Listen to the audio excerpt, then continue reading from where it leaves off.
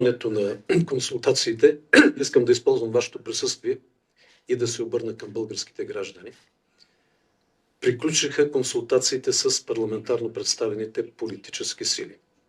Всеобщо е мнението, че доверието в 51-то Народно събрание е изчерпано, диалогът е разрушен, а предсрочните парламентарни избори вече са на хоризонта.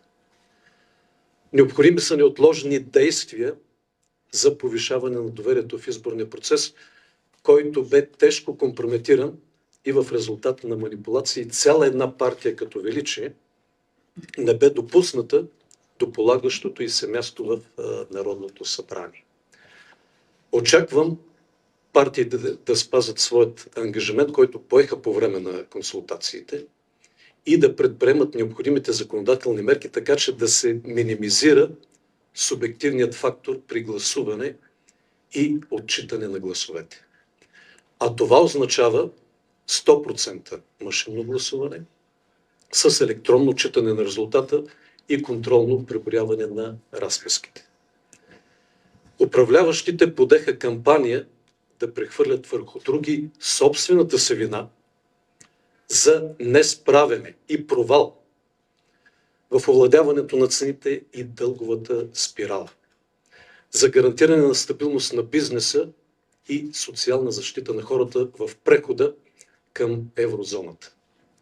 Крайно непочтено и наивно е да обвиняваш и да наказваш финансово хората на протеста с надеждата да ги настроиш срещу своите политически опоненти.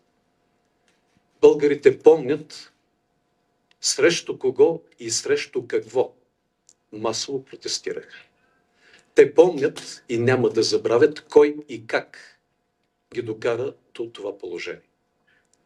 Властта, която налагаше на сила своите интереси и решения, без да се съобразява с българските граждани, следва да носи своята политическа отговорност до край.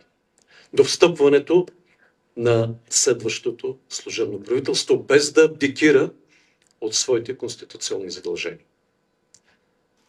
Предстои ни Рождество Христово и политическото ожесточение трябва да отстъпи, за да се върнем към вечните ценности и да преживеем пълноценно празниците.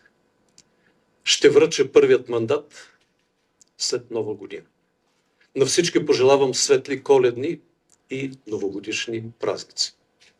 Приятен ден на медиите!